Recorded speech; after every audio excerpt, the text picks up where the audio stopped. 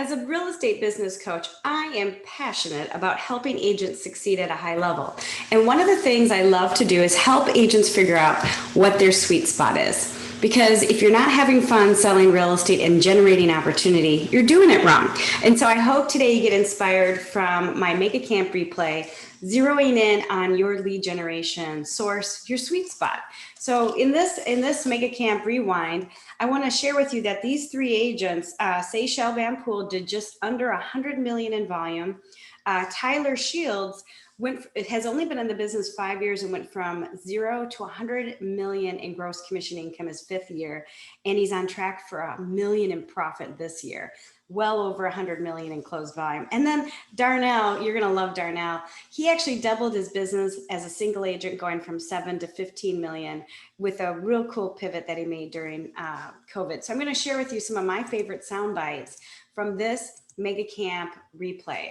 You all have access to this for 60 days after Mega Camp. So I encourage you to go back in and listen to the sessions that meant the most to you. So, what I'm going to do is I'm going to screen share, but I'm going to make sure I have my audio set up and turned up so that you can all hear these great ideas. And after each mini segment, we're going to talk a little. I'm going to give you some ideas of what you could do for your business. So here we go. We spend a lot of time in our sphere, obviously, but besides your sphere, unless you want to talk about that, what is your most successful lead resource to date, and how did you come across it? So up until March, my biggest source of business was open houses. I loved open houses. I even taught an open house class because that's how passionate I was about open houses and not having to spend money. You know, I've tried the Zillow, I've tried the expireds and FSBOs, and it just wasn't for me. And someone told me to lead generate where you love. And I'm like, I love Facebook. I love being social and interacting with people. I took a class in January right before Mega Family Reunion with Tony Giordano. Mm-hmm. I'm sure a lot of you guys know who he is, the social agent. Great guy. Did an event for KWYP, which I'm a member of. I'm on leadership for the South Florida chapter. And so I implemented some of his things and I did some group coaching with him. And I just really liked Tony's story and how he started in real estate after being in mortgage business and excelled just by being a social agent. So majority of my business in the past 7 months and how I was able to literally double my business in such a short period of time was Facebook. People need to like you. So I started being more intentional with my post on Facebook. So I started something last year called Darnell Eats. So I love food, I love fine dining, I love cooking, especially when I'm not working in real estate. And I've created a pretty interesting following. It's funny actually, because just today alone, I've had a few people tag me in posts or their own posts and Darnell, do you approve? And it's great. And they post Darnell Eats, or today was Sunshine. Sunshine also cooks, hashtag Sunshine Cooks. And it's just really helped my business because I don't have to throw real estate down their face all the time. They know I'm in real estate. They see what I do. I do post real estate related stuff. I like to do Facebook Lives almost every day. At least once a week, I play a game on Facebook Live called Guess the Price. And I get so much engagement from that alone. And literally just being me on Facebook, because you don't really need to sell. My goal is to create relationships with people. They see that I do real estate. They send me messages when they need help or they know someone that needs help. So yes, our goal is to be salespeople and sell, but my goal is just to, engage with my audience, build relationships, and the business will follow naturally if you do those things. So he couldn't be more true, and yet at the same time, he's not a secret agent. So if you get to know Darnell, one of the things you'll see is that he's constantly posting successes. So if he himself isn't having a closing today or taking a new listing, he's going to share one that's hitting the market or ask a question like guess the price, or if you had a choice between two houses, which one would you go for? And he interacts. So he's going to have an underlying message that's going to have real estate in it. And he's going to show his wins because people stand behind people that win. And he's learned a lot of that by Tony G, or I say his name, Tony G, the social agent, gives great advice in his book, The Social Agent. It's a very quick airplane ride read. I really recommend that you get The Social Agent. I've been a student of Tony for many years, and it's really about being great, creating a community online, and most of you enjoy doing that. So are you doing it intentionally? So he was real intentional about his posts, and yet he did Darnell Eats. So he's already doing all of the real estate work in the background, isn't he? Because he's posting new open houses and new listings and wins and successes and all that real estate data, market trends, updates with COVID, how to buy a home safely during COVID. So he's doing all that work. So you still need to do that work so that he's balanced both as a realtor and as Darnell Eats.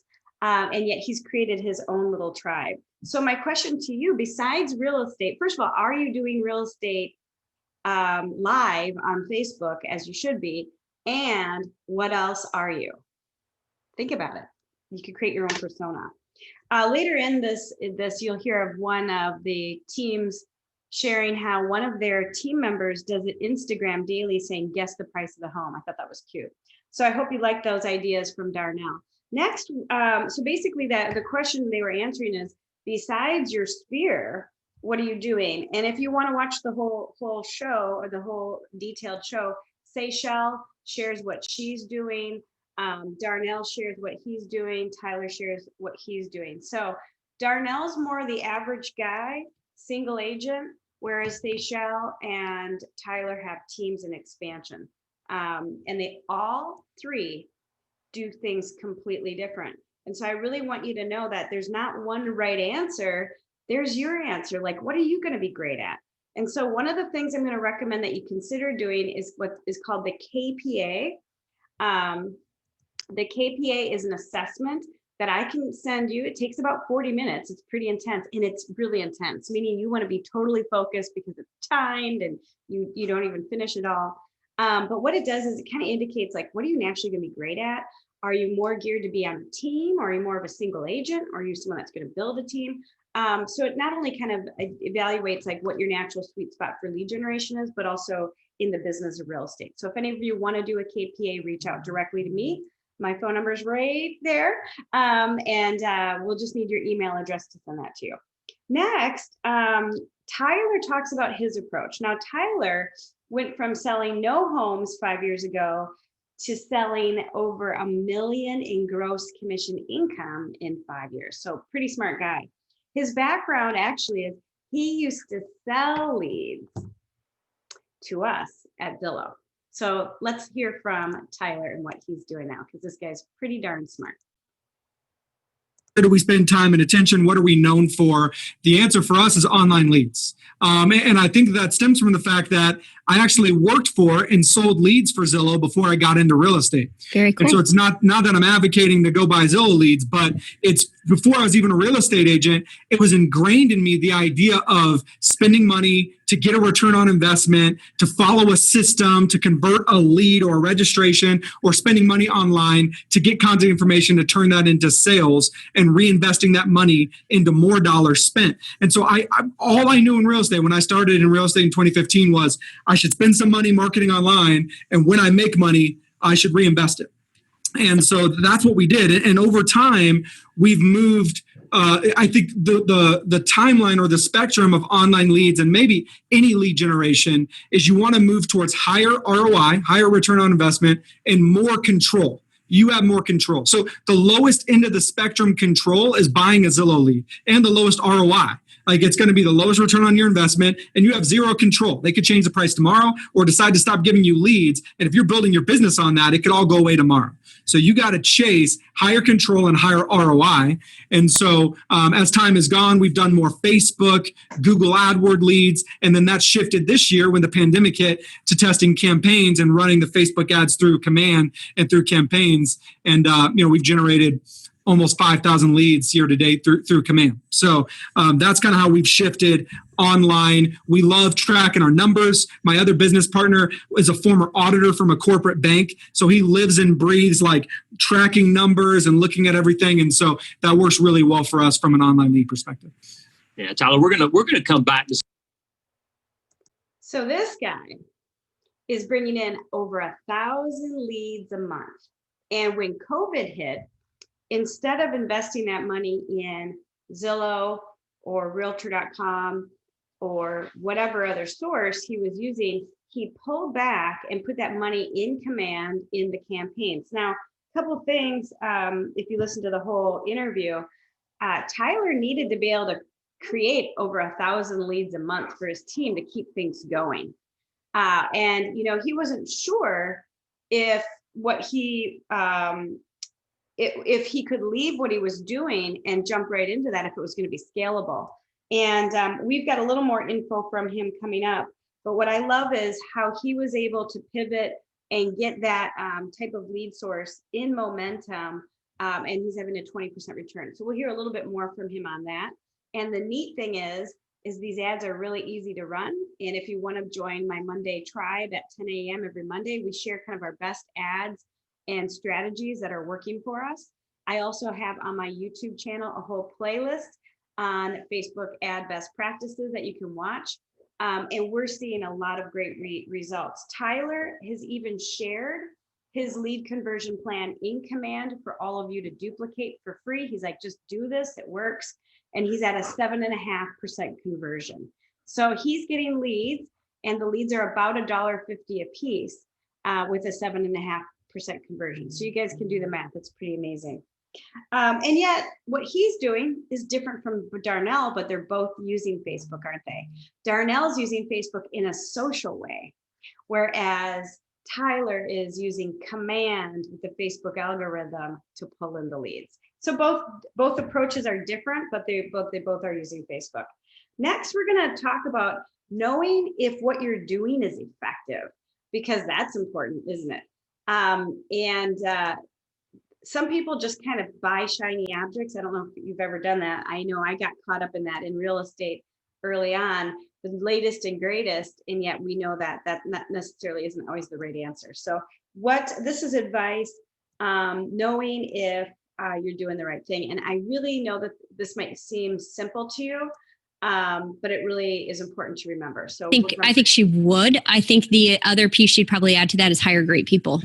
Yeah. Awesome. Tyler. Yep. How about you? What do you need to know? What do you need to do before you pick this great source? Yeah, well, I think it's ironic. Darnell and Seychelle both hinted at this. You have to know yourself. You have to understand that there are literally dozens of ways for you to make six figures in real estate. And that doesn't mean you have to do it a given way. And so I read a book a while back called Kazon, which is the Hebrew word for purpose. And so the book is all about finding your life purpose. But I think that the same principles apply to finding your lead source zone. And it says that your zone that you need to find is the mixture of your strengths, your passions, and your past experiences. So if you think about those three things about yourself, your strengths, what you're good at, your passions, what you're passionate about, or maybe even more fairly put, what drives you crazy? Because what drives you crazy is probably where you can identify your passion more. And then your past experiences, I worked for Zillow, so it makes sense that online leads could be part of that, right? So you audit those three things, and what you find is a concentric circle where they all three overlap, and that's that special zone of something that makes sense. And I really, really believe, I'm telling myself a little bit, but I'm not one of those people that just was always a hard worker. Like before I started my real estate business, I viewed myself as lazy. I viewed myself as someone that was trying to put in the 5 hours. I used to work a government job, and I promise you, I worked probably 5 hours a week, even though I was paid 40. But what I'm saying is, when you find your passion, when you find something that's the mixture of your strengths, your passions, and your past experiences, you unlock hard work. You end up working hard and not realizing it because you love it. Doesn't feel like work.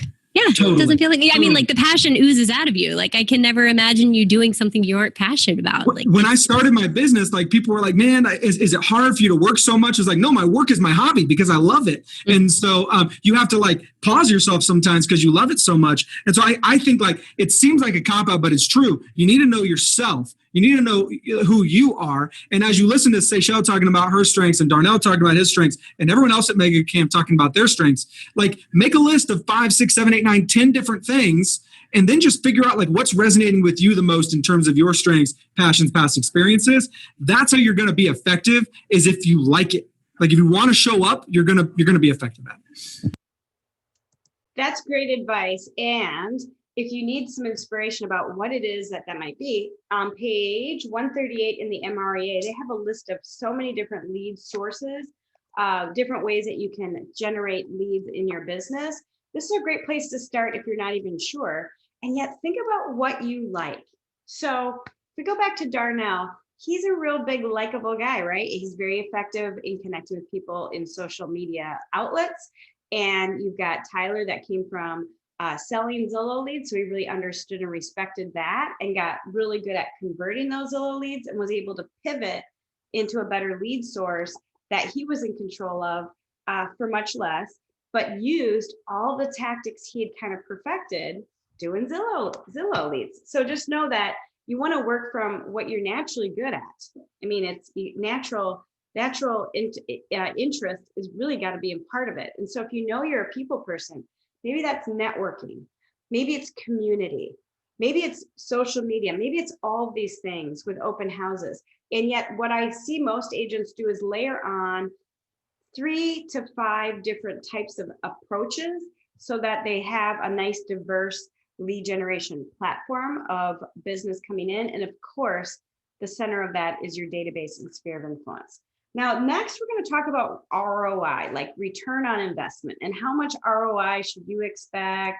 You know, what's reasonable? You know, how do you know if you're winning? And I've got a really good worksheet that I'm going to share with you. I'm just going to bring it up. I know I have it on my desktop here. I bring this up a lot in coaching. So I'm going to quick screen share this. And before we jump into ROI, if you would like a copy of this, just reach out to me and I'll be happy to share it with you. But I'd be also happy to do this exercise with you. So in this exercise, you want to list what your lead generation sources are. So that might be database / sphere of influence. It might be networking. It might be open houses. It might be Facebook ads through campaigns. It could be whatever you want to put here. It could be expired listings. It could be an ISA. It could be, you know, whatever you do or are considering doing. And then what you do is you basically just go through the instructions here, list each generation source that you currently use or are considering, and then go back in memory and figure out how much estimated GCI you could say was attributed to that one source. So say, for example, you do open houses quite regularly, and so you have open houses, and you could say in 2020, you've had 6 closings because of it. You would be able to calculate what that actually earned you, or how much GCI or gross commission income you got. And then you need to minus your expenses. Now, when you minus your expenses, I want you to think of time and money out of pocket. And you need to give yourself a number or a dollar per hour that you actually are worth, or what you're shooting for. So, you know, maybe you're $50 an hour, or maybe you're $250 an hour. However, if I, you know, typically do a 4-hour open house, I probably have a minimum of 6 hours invested in that open house, just because I had to put the signs out, I had marketing to do, I had to change it in the MLS, I've got follow-up afterwards. And I think that would be pretty efficient. I mean, 6 is, you know, an expert that does this all the time. It may be 10 for you. But let's just say I'm $50 an hour times 6 hours. I need to say that, you know, I had that cost in, because even though I didn't actually spend the $300 out of my pocket, I still invested the time. So let's just say for the average open house, I spend maybe $50 on print ad, maybe I do a Facebook ad, maybe I do some printed materials for the open house, and there's the use and abuse of my signage, etc. So maybe it really costs me $350 per open house. And I think that would be a very, very fair and maybe modest example. And then you calculate to get your ROI. Now in part 2, it actually shows you what that ROI calculation looks like. So this is a really cool exercise to do. I'm going to encourage you to do it as part of your planning for 2021 as we get ready for this next year, since we're practically there, thank God, right? And we're going to jump into their advice on ROI from Mega Camp. So we're going to jump back into Mega Camp, and this is them on ROI and how they calculate it and make sure that they're getting a healthy ROI. This next question, because I just know that he is a models and systems guy. He's running this like a business. So Tyler, what systems and models are you doing to make sure you're holding your lead gen accountable, that you're getting the ROI that you want to get? Yeah, well, so I think it'd be more fair to say that I got in business with someone who's a systems and models person, and that was the smartest thing I did, was aligning myself with someone who cares about systems and models, and he pushes me in that regard. So that's my partner, Andrew Scholes. But yeah, so they say the best way to accomplish a goal is to write it down. Put it someplace where you can see it every single day, and just remind yourself every single day about what you're looking at. I mean, the first idea of MREA, like the first system and model, is track your numbers. Like, I don't know if you guys have ever tried the diet of simply write down all the calories you consume every day. You will automatically lose weight if you just track how many calories you're eating every day. And so that's the same idea with real estate. If you just keep track of everything, then you'll automatically hold yourself accountable because you know what's happening. And so most of us don't track. And so one of the things I'm going to let you know is when you are in command, it's going to do a lot of tracking for you. So I'll just show you this. I'll just log in as Mark. Basically, when you do a transaction, first of all, when you get a lead in, let me just show you this. This is pretty cool. When you get a lead in, and I'll just pick any lead he has here, you'll see it sourced from Go. So if we go all the way down to the beginning of time when this lead came in, this lead came in November 11th. It was received from a Facebook ad. You see this at the very bottom for this property address. So we know that is the area that they've had some interest in. And automatically the AI is working and picking neighborhoods that this individual is probably going to have interest. And you can see they've been subscribed to a bi-weekly neighborhood nurture, meaning they're going to get 2 touches a week from these properties. And when they get the properties and the touch, they're going to be able to zip between the different neighborhoods that they seem to have interest in, as well as be able to add additional neighborhoods. And that's anywhere in America. They can also drill into the neighborhood stats, which they really enjoy. It's like Zestimates on steroids. And it also has lifestyle and school and all kinds of cool information. Commute time can be calculated. All kinds of neat things can happen in here. And again, everything's tied to you. So they love it. And that's why we're having so much success with it. So back to tracking. Tracking may not be your favorite thing to do, and yet just know in command, it's tracking everything for you. So if you just use it, it's going to do that. And you have the ability also to override and put additional source information in. So let's talk about warning signs of ROI though, because for some of you may feel like you're spinning your wheels and wasting time on some things. And this is their warning signs of maybe that you're not on track. And I would challenge you all to evaluate what you did this year with that ROI sheet to really calculate your true ROI, and then ask yourself these questions that they're about to get. Follow-up question here, and I bet Tyler jumps all over this. What are the warning signs that you're not getting the return on investment that you need any longer? Yeah, I think the important conversation to understand here is the difference between what we would call a lag measure and a lead measure. And what I mean by that is if you're simply tracking closings and dollars in your pocket, then you may take too long before you figured out there's an issue. So you need to understand what we call our lead measures, things that you're measuring, numbers you're measuring that indicate future potential problems or future potential profits. So when you're looking at real estate, lead measures would be things like appointments gone on or contracts signed. Those are indications of future business that are coming. So I'm looking at conversations we're having with leads, the percentage of people we're getting a hold of, the appointments that we're setting, the agreements that we're signing to figure out what business is going to look like 2 to 3 months from now. And when those things are down is when I begin to have some concern. But the other warning sign would be kind of what I mentioned up front. Audit how you're feeling. Like, so we have an agent that joined our team. When she joined our team, she was having some success with door knocking and cold calling. She was signing agreements, she was closing deals, and she was crying on her way home every single day because she hated it. She was having success, but she hated it. And so that's one of those things where her numbers said things were fine, but internally, like, things said something's wrong. Right. And so for her, she's like, there's got to be an easier way to do this. And there was. And so she came and joined us and found ways that she could still have success with the numbers, but also internally feel good as well. So part of it's the numbers, part of it's just how you're feeling. Like, if you hate what you're doing every single day, maybe you should try something different. So what? I love that, because that is so true. If you're not having fun doing it, guys, you're doing the wrong stuff. And yet you have to hold what you're doing accountable to a result.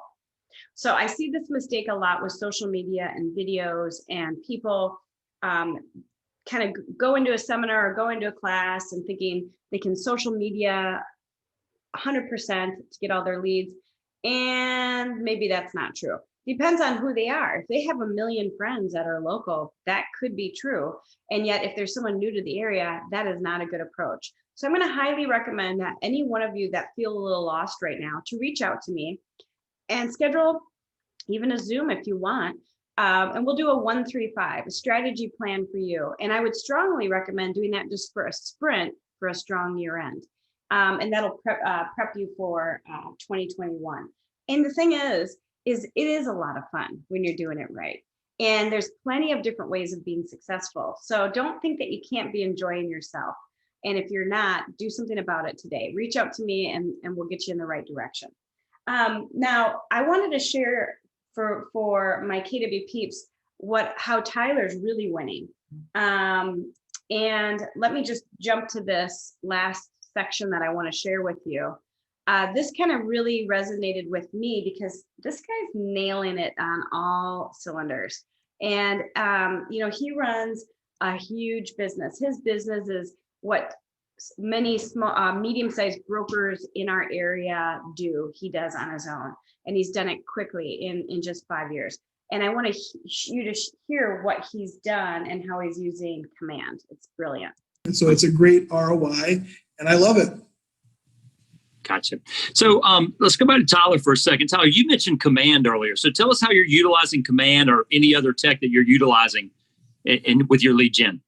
Yeah, so I think kind of what Darnell was getting at is another thing I could have said to your last question, which is sometimes the warning signs that something's not your zone anymore is because a better opportunity comes along. And I think that's kind of what Darnell was talking about. And so campaigns and running Facebook ads through Command was exactly that for us. So what happened, like we had been hearing for about a year about these cheap leads that people were generating through Command. And we knew, because we tracked our numbers, how much cheaper those leads were than what we were generating through our other Facebook systems. We knew that even if our conversion rate was cut in half, our ROI would triple. And so we're looking at these cost per lead numbers, but we didn't necessarily have any reason to move. Nothing was wrong with our current system. And so we didn't jump until COVID hit.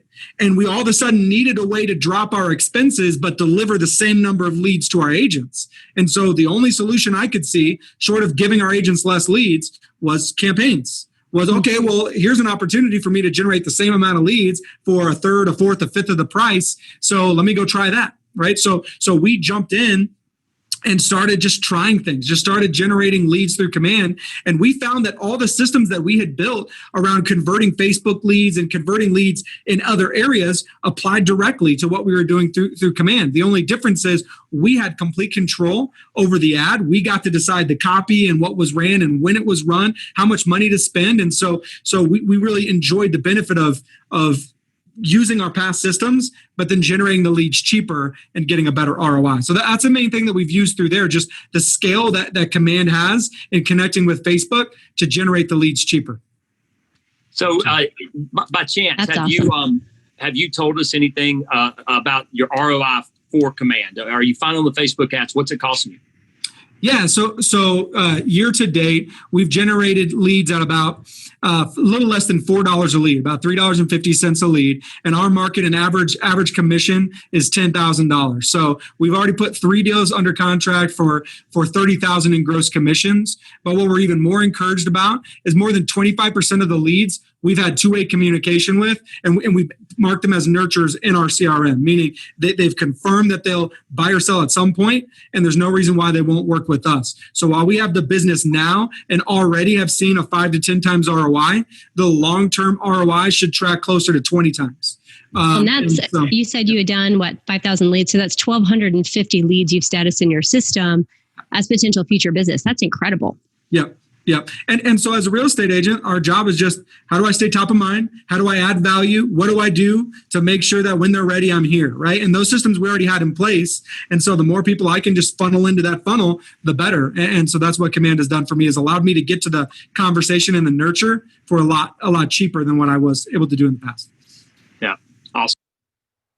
That is awesome. And I think it's ironic, since he had started his career selling us those Zillow leads and then getting into real estate and knowing he could win off Zillow leads. And now he's pivoted 100% off Zillow and on to Command Facebook ads, where he's in control.